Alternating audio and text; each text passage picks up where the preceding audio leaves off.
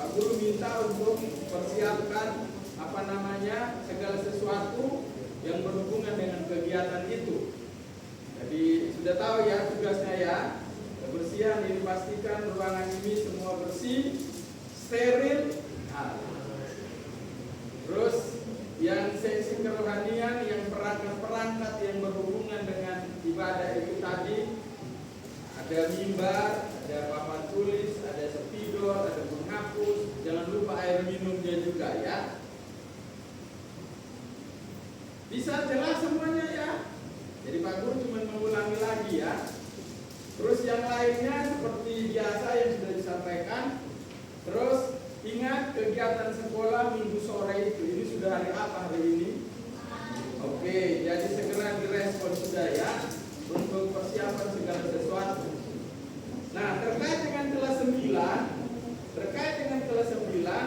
karena kelas 9 bukan dari sekolah ya, perlu diingat. Kelas 9 berinisiatif sendiri untuk mengadakan perpisahan dalam tanda kutip untuk siswa-siswi kelas 9 karena sudah bersama-sama selama 3 tahun. Jadi nanti pagi ini dijemput oleh transportasi ya, lebih tepatnya angkot warna hijau ya. Ya, ke tempat atau kegiatan itu di mana? Ini bukan iklan ya. Tapi nama tempat itu apa namanya? Tumpak Sewu. Tumpak Sewu. Apa? Pokoknya kayak gitulah, Pak Guru juga belum pernah ke sana ya. Nah, meskipun itu kegiatan siswa sendiri, perhatikan, meskipun itu kegiatan siswa sendiri, tapi sekolah tidak membiarkan siswa sendiri. Makanya guru-guru yang bisa ikut silakan ya. Tapi yang utama adalah wali kelas Pak Victor. Pak Guru minta untuk dampingi kelas 9. Nah, pesannya begini, kelas 9 tolong ya. Kelas 9 tolong ya selama di sana dari pagi sampai sore itu. Kalau diangkut itu Pak Guru bilang ini sampai sore itu. Pak Guru pesannya begini, silakan kamu ini rekreasi ya, fellowship gitu. Tapi tolong ya seperti yang kemarin kita sudah bahas di ayat firman Tuhan, bahwa semua kita ini ada batas-batasnya yang tidak boleh dilewati. Itu pun berlaku untuk kelas 9, ada batas-batasnya. Wah, ini kesempatan nih, gua pacaran di sana nih. Pegangan tangan, pegangan rambut dan lain sebagainya. Pak Guru kasih tahu pagi hari ini, tolong jaga batas. Kelas 9 sama-sama bilang jaga batas 1, 2, 3. Kenapa Pak kita harus menjaga batas-batas yang sudah Tuhan tentukan untuk hidup kita, khususnya untuk kelas 9? Pesan Pak Guru pada pagi hari ini, yang pertama, engkau membawa nama baikmu pribadi. Ini jadi contoh untuk kelas 8 dan kelas 7 juga ya. Membawa nama baik pribadi. Yang kedua, membawa nama baik keluarga. Kalau misalnya kamu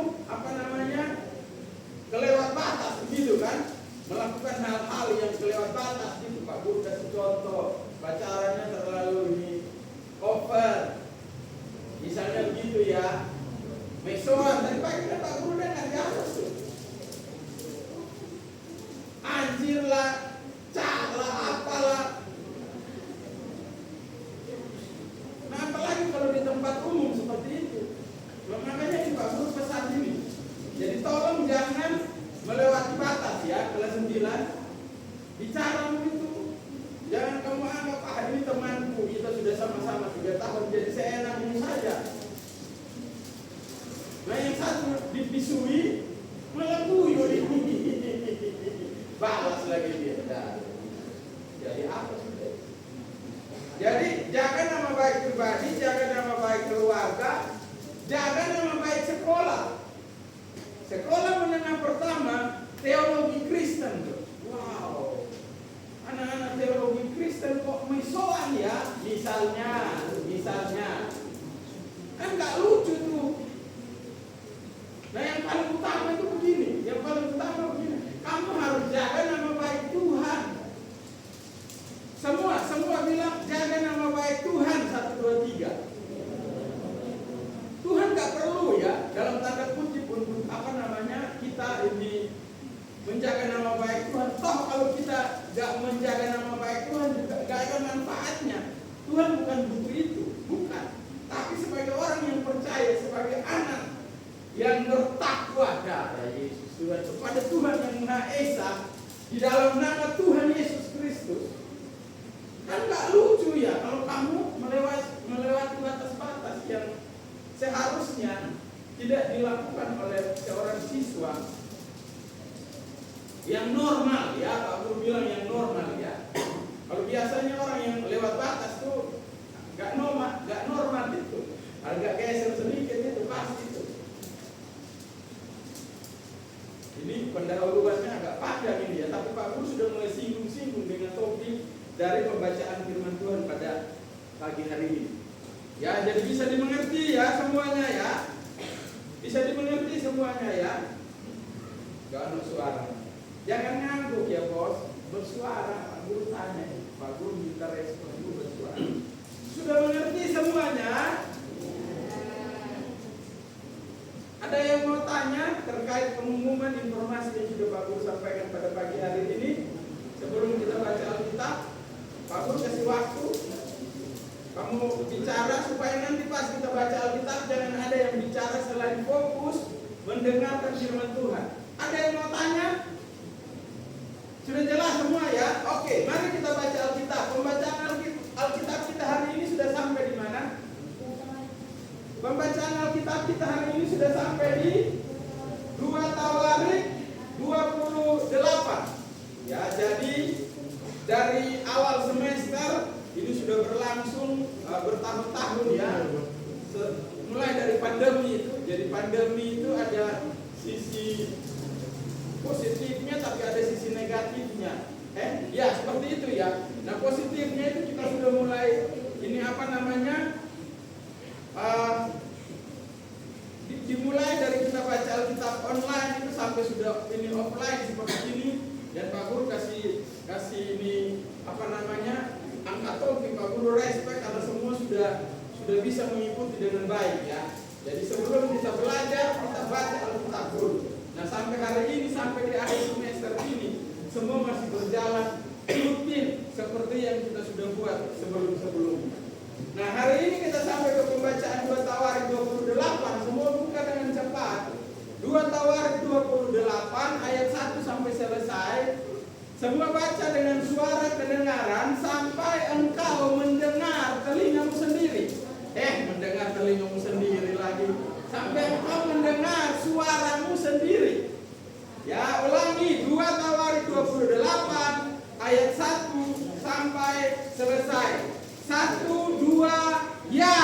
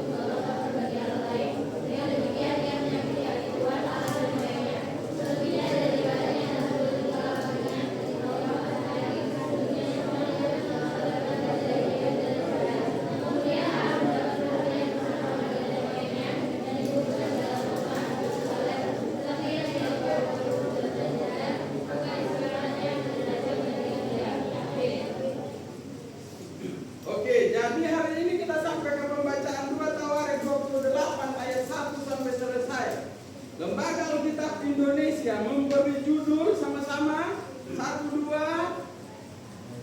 Haleluya. Fokus ya. Lembaga Alkitab Indonesia memberi judul pembacaan kita hari ini apa? Raja Ahaz. Pertanyaannya Pak Guru, Raja Ahaz ini raja yang menggantikan raja sebelumnya di kerajaan Yehuda. Siapa nama raja sebelumnya? Raja Yotam. Kalau kita bicara tentang kerajaan, berarti sistem kerajaan itu kita sudah pelajari dari cerita-cerita ini. Kalau sebelumnya papanya yang jadi raja, berarti raja selanjutnya itu adalah siapa?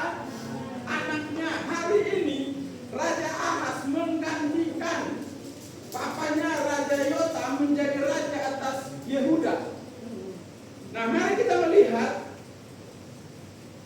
yang mau Pak Guru bahas untuk kita pada pagi hari ini. Semua perhatikan ayat yang ketiga. Sekali lagi semua lihat ayat yang ketiga. Semua lihat ayat yang ketiga. Di situ dikatakan begini, ia membakar juga korban di lembah Ben Hinnom dan membakar anak-anaknya sebagai korban dalam api. Pertanyaannya Pak Guru, di ayat yang ketiga yang dimaksud dengan ia membakar juga korban dan seterusnya itu ia di sini siapa? Ia di sini siapa?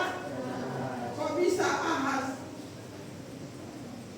Kenapa? Dasarnya apa? Kok itu ia itu di situ adalah Raja Ahaz. Dasarnya apa? Hah? Dasarnya apa kamu bilang itu? Jangan main tebak-tebakan loh ya. Ayo, siapa yang bisa jawab bahwa pertanyaannya yang iya, ayat yang ketiga, iya itu Raja Ahaz. Dasarnya itu apa? Kamu bilang begitu. Kita mau olahraga otak dulu di pagi-pagi. Ayo yang bisa jawab silakan. Lain.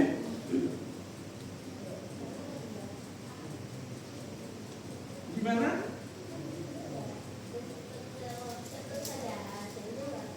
Karena konteksnya kita kan lagi membaca, mempelajari cerita tentang Raja Ahaz. Itu Pak Guru mau ngajarin kamu prinsipnya itu seperti itu. Memang ceritanya kita lagi bahas soal Raja Ahaz, tapi biasanya kan orang kalau mau bertanya itu kan sesuka-sukanya dia bertanya kan. Loh, ayat yang ketiga nih, iya ini siapa? Terus kamu jawab Raja Ahaz. Loh, dasarnya kamu jawab Raja Ahaz itu mana? Dasar Alkitabnya mana? Ya salah satu jawabannya yang tadi bilang, karena kita lagi belajar topik ini tentang Raja Ahaz. Betul ya? Nah, di sini dikatakan kalau kita lihat ya, di dalam ayat yang pertama di situ, Raja Ahaz ini di kalimat terakhir itu dia bilang begini. Raja Ahaz tidak melakukan apa yang benar di mata Tuhan seperti Daud, bapa leluhurnya. Jadi rupanya kisah atau kehidupan atau teladan oleh Raja Daud ini menjadi patokan bagi raja-raja sebelumnya. Ya sudah tentu Raja Daud ini adalah manusia sama seperti kita, manusia biasa. Ya, dan Raja Daud ini juga pernah buat salah. Raja Daud ini juga pernah buat dosa.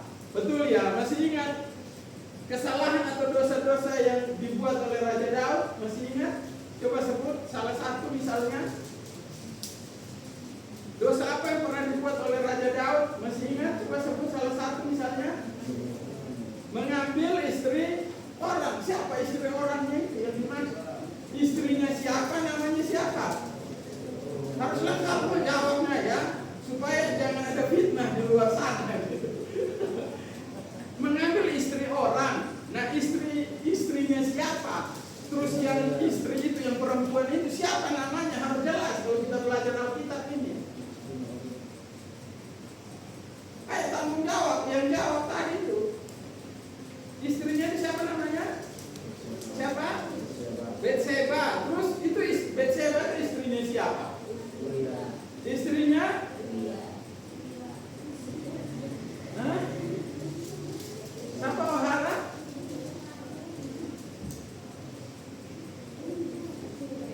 Jadi lebih keras lagi. Siapa namanya? Uria. Bukan ini usia. Masa nih? Belum lewat semester kok sudah lupa gitu ya. Nah itu pendahuluannya ya.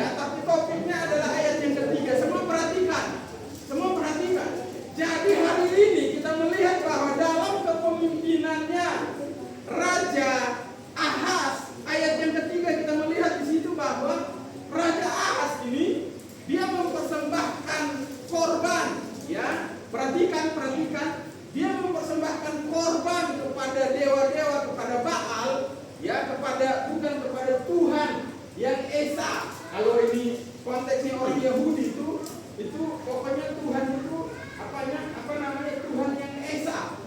Makanya mereka sampai hari ini mereka nggak percaya Yesus itu Tuhan, karena konsepnya mereka bahwa Tuhan, bahwa Yesus, bahwa Mesias itu akan datang, akan menyelamatkan mereka dari penjajahan-penjajahan yang dialami. Nah, Yesus secara manusia mereka kan tahu ya, loh Yesus kan orang Yahudi sama seperti kita, orang tuanya kita tahu, saudara-saudaranya kita tahu, masa sih dia Mesias? Mulai nangkap ya. Jadi hari ini kembali ke cerita ini. Ini raja, ini dia mempersembahkan anaknya kepada dewa. Kalau kita lihat di situ dikatakan dilebak Ben Hinnom dan membakar anak-anaknya sebagai korban dalam api. Jadi ada tradisi waktu itu pemujaan kepada ini dewa-dewa itu, mempersembahkan korban anak laki-laki sulung. Itu adalah persembahan yang tertinggi. Pak Guru ulangi ya. Jadi ada kebiasaan, ada tradisi waktu itu. Jadi di lembah ini Hinnom itu adalah satu tempat yang dikhususkan untuk mempersembahkan korban kepada Allah huruf kecil tadi itu. Nah, persembahan korban terbesar itu adalah mempersembahkan anak sulung laki-laki kepada Allah yang huruf kecil itu tadi. Nah, Pak Guru tanya, menurutmu kalau bentuk penyembahan seperti ini, mempersembahkan anak itu menurutmu bagaimana? Apakah ini melanggar HAM atau tidak?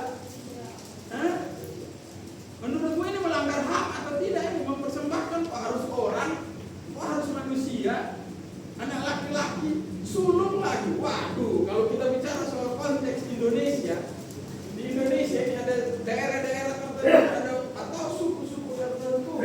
Kalau anak laki-laki sulung tuh, wah, itu jangan diapa-apain dia loh, itu benar harus marga itu. Wah, itu dijaga benar-benar itu. Tapi peristiwa yang kita pelajari hari ini seperti itu. Jadi karena waktu Pak Guru ini singkat-singkat ya, masuk ke topiknya ya. Jadi di dalam penyembahan kepada Allah yang huruf kecil, mereka mempersembahkan korban anak laki-laki sulung itu sebagai persembahan terbesar. Tetapi perhatikan. Tetapi apa yang Tuhan Yesus ajarkan kepada kita? Apa yang Tuhan Yesus ajarkan kepada kita? Mari kita melihat dari perjanjian lama ya.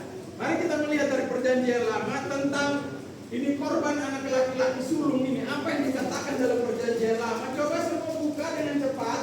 Keluaran 13 ayat 12. Keluaran pasal 13 ayat yang ke-12. Keluaran 13 ayat 12 dibacakan dengan suara kedengaran.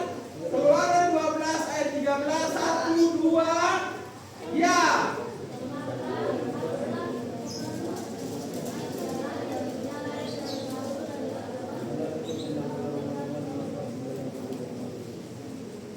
Loh, semua bersuara dong. Masa cuma satu orang doang nih? Ayo ulangi lagi Keluaran 13 ayat 12. 1, 2, ya.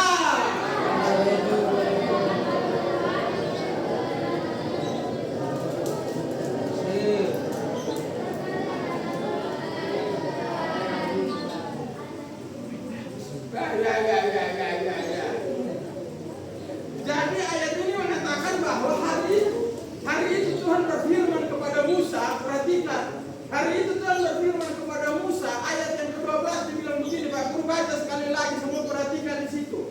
Maka haruslah kupersembahkan bagi Tuhan segala yang lahir terdahulu dari kandungan, juga setiap kali ada hewan yang kau punyai beranak pertama kali. Anak jantan yang sulung adalah bagi Tuhan. Jadi Tuhan berfirman hari itu disampaikan kepada orang Israel menjadi satu ketetapan yang turun-temurun sampai hari ini. Di sana masih berlaku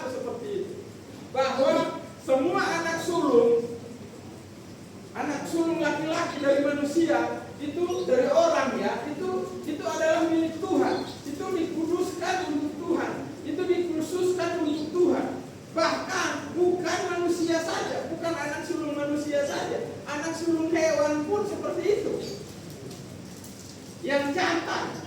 Kan hewan kan, kalau sebutan laki-laki untuk hewan itu apa? Jantan. Kalau laki-laki ya kan untuk manusia ya laki-laki ya. Itu bahasa Indonesianya kan begitu kan. Jadi semua anak sulung manusia laki-laki itu khusus itu milik Tuhan. Nah sampai hewan pun seperti itu. Nah kalau kita melihat dengan cerita di dalam pembacaan kita 2 Tawarik 28 ini, kan ada kontras yang begitu nyata ya, bahwa hari itu ini raja ini dia mempersembahkan anak sulungnya kepada Allah huruf kecil. Tapi yang Tuhan maksudkan itu adalah mempersembahkan anak sulung laki-laki kepada Tuhan. Ya Tuhan yang Esa, yang kita kenal di dalam nama Yesus Kristus. Ini kan sudah pernah Pak Guru bahas sebelumnya ya, bahwa coba Pak Guru mau ulangi lagi nih. Ada yang masih ingat gak ini? Yang anak laki-laki sulung di sini, kelas 7, kelas 8, anak laki-laki sulung angkat tangan. Jadi di keluarga itu anak dari mama papanya dia laki-laki nomor 1. Angkat tangan. Kevin Simamora, Kevin Gunawan, terus apa lagi nih? Ichiro, terus apa lagi nih? Ricky, terus apa lagi? Daus juga ya. Serius loh Pak Guru, serius loh nih. Ayo angkat tangan, ulang. Yang di sini kelas 9 nggak ada ya. Pak Guru bilang ya, kalau dari ayat ini mengatakan bahwa hidupmu no ya, itu dikhususkan milik Tuhan. Terus yang lain Pak, kalau itu saya enggak ya. Nah kalau misalnya ada pertanyaan ini jawabannya gimana? Yang misalnya yang lain, terus mereka yang anak sulung itu milik Tuhan, terus yang kita ini bukan milik Tuhan, kita ini nggak usah dipersembahkan kepada Tuhan. Ya udah biar aku hidup sesuka hatiku. Kalau misalnya ada pertanyaan begitu, jawabannya bagaimana? Jawabannya itu begini Pak Guru kasih tahu. Seperti yang tadi Iren jawab itu, bahwa sekarang kan konteksnya kan kita kan lagi bicara mengenai mempersembahkan anak laki-laki sulung kepada Tuhan. Bukan berarti anak nomor 2 dan seterusnya yang bukan anak sulung bukan berarti tidak mempersembahkan hidupnya kepada Tuhan. Bukan, jangan diartikan seperti itu. Konteksnya kita sekarang ini lagi bicara tentang anak laki-laki sulung itu dipersembahkan untuk Tuhan. Nangkap ya sampai sini ya. Semuanya nangkap maksudnya Pak Guru sampai sini. Pokoknya nangkap gak nangkap harus nangkap. Ini pelajaran agak berat ini memang, tapi ya kamu harus tahu masalahnya. Ada yang sudah mulai pusing? Kok aku kayak kelihatan bintang ya Pak ya?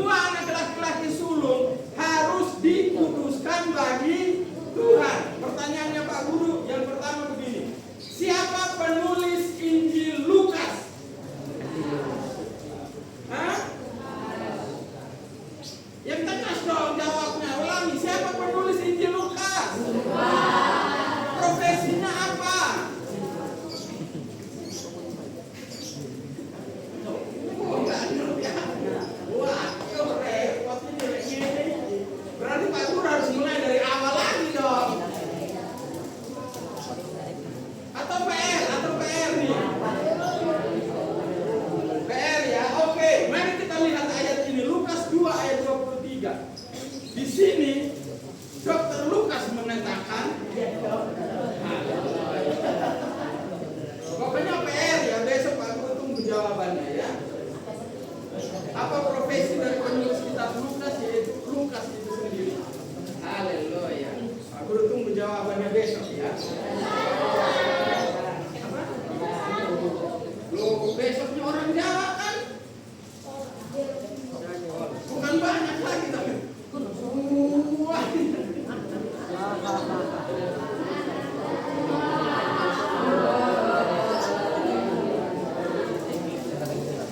Sudah.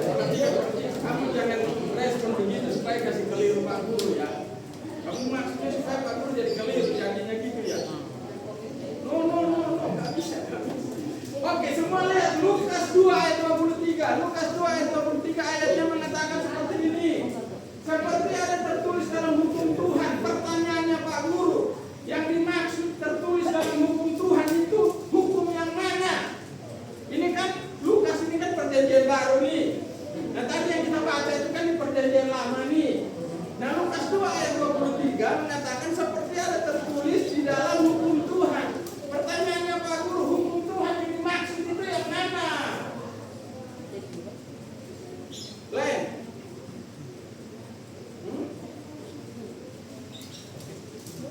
Lebih keras bicaranya. Sampai Pak Guru sampai kering, sudah keringetan, sudah masuk di mata sampai pedas gini loh. Sampai matanya Pak Guru sudah pedas, kan kok kamu masih santai-santai ya? Yesus, keringetan itu semakin turun. Tolong Yesus nolong. Lebih keras lagi.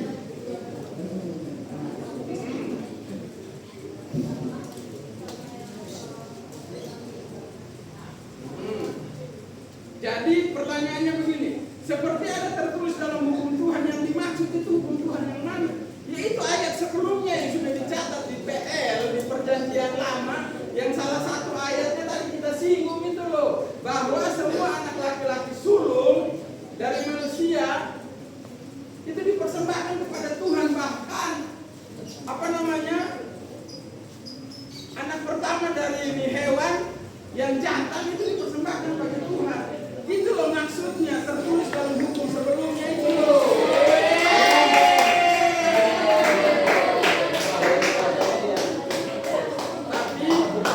Tapi sayangnya ayat ini belum Pak Guru selesai bahas.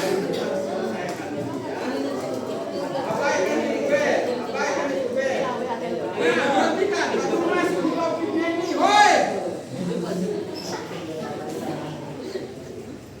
Lama-lama dapat peluru timur kali. Nah ayat ini bilang begini, semua anak laki-laki sulung harus dikuduskan bagi Tuhan. Jadi hari ini kamu ingat baik-baik ya. Nanti satu saat nanti kalau engkau sudah berkeluarga, terus anakmu yang pertama laki-laki berarti dia milik Tuhan. Bukan berarti anak perempuan yang nomor 2 dan seterusnya bukan milik Tuhan ya. Bukan ya. Karena konteksnya sekali lagi perhatikan, woi.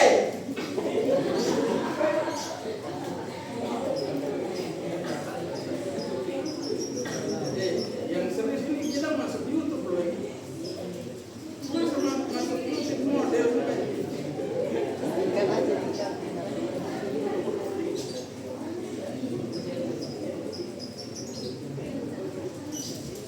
Yang pertama, yang anak sulung angkat tangan.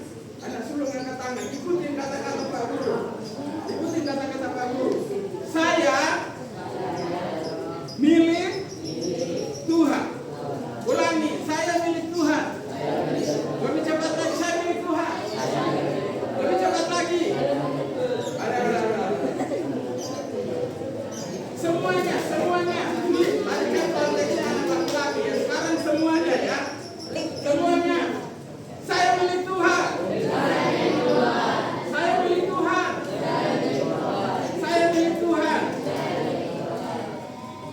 Paling terakhir, Pak Guru sebut katanya, kamu menyebut artinya atau katanya dalam bahasa Ibrani atau bahasa Yunani ya. Kan ini bahas sebelumnya ya. Kalau kata kudus dalam bahasa Yunani itu kudus dalam bahasa Yunani yang artinya dipisahkan dari, dikhususkan bagi. Kudus dalam bahasa Yunani apa? Asia. Apa? Apa? Lebih jelas lagi, Bos. Oke. Kalau kata kudus dalam bahasa Ibrani, Pak Guru tanya dulu, perjanjian baru itu ditulis dalam bahasa apa? Bahasa Jawa.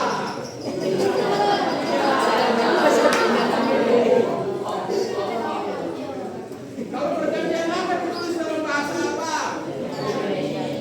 Arti kudus dalam bahasa Ibrani. PR lagi dia. PR lagi ya. Jadi PR-nya ada dua. Yang pertama, profesinya penulis kitab Lukas apa? Yang hari ini Dr. Lukas menulis di dalam Lukas pasal 2 ayat 23. Terus yang kedua, bahasa Ibraninya kudus. Dalam bahasa Ibrani adalah kados. Ya, jadi PR-nya ada dua ya. PR-nya ada dua ya. Besok hari Senin kumpul. Jelas semuanya? Oke, semua tutup mata, semua datang hampiri Tuhan pada pagi hari ini. Ayo, teduhkan hati, mari semua datang kepada Tuhan pada pagi hari ini. Tuhan Yesus mengasihi. Haleluya, haleluya, haleluya. Terima kasih Tuhan. Kami bersyukur kami belajar dari kebenaran firman hari ini bahwa sesungguhnya hidup kami hanya dipersembahkan kepada Tuhan Yesus. Engkau pemilik hidup kami ya Tuhan. Kau mati di atas kayu salib menebus semua dosa umat manusia. Dari manusia pertama Adam dan Hawa sampai manusia terakhir.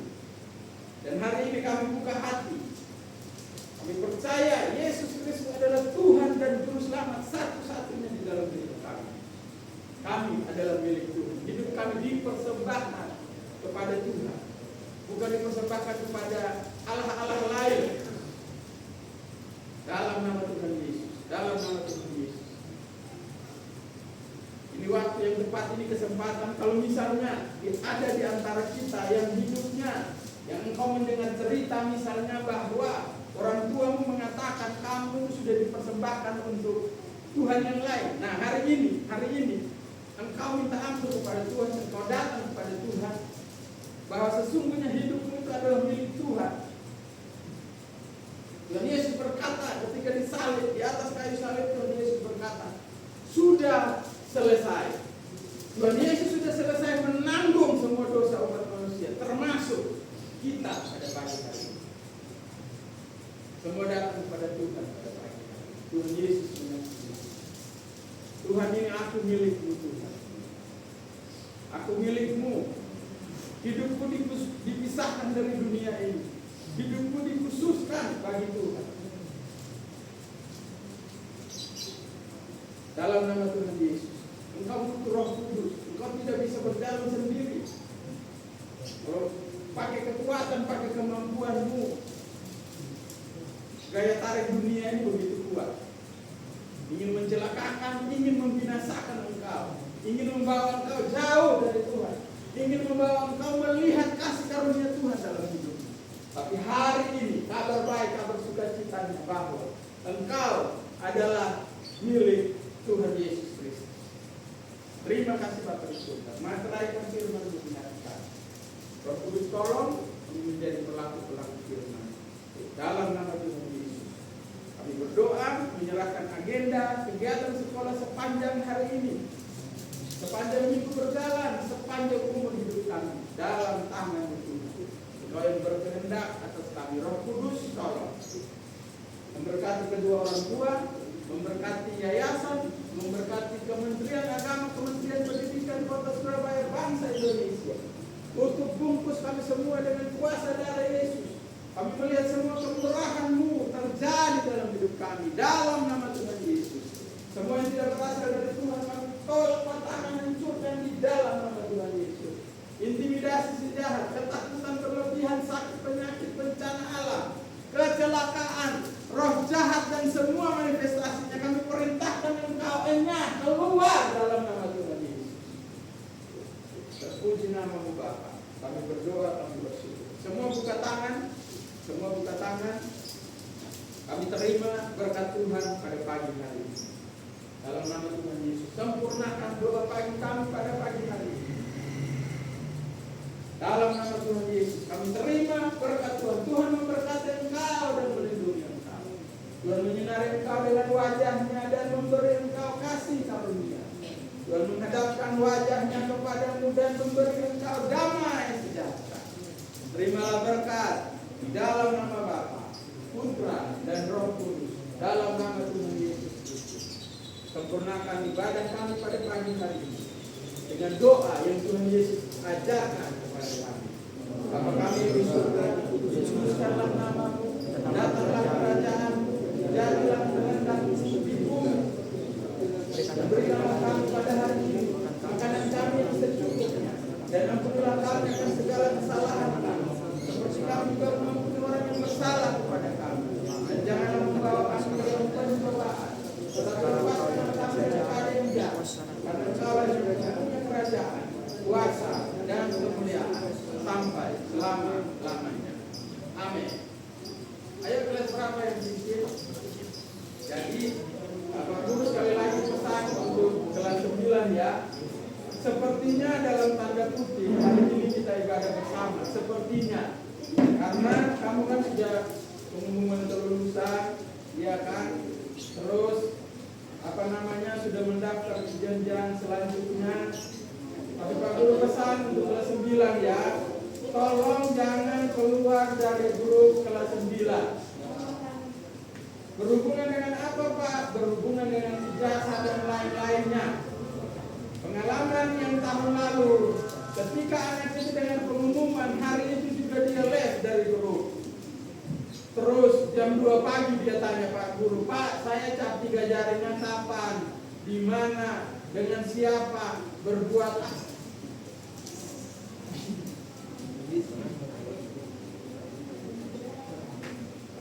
Ayo sih, kita sudah nggak sabaran lagi.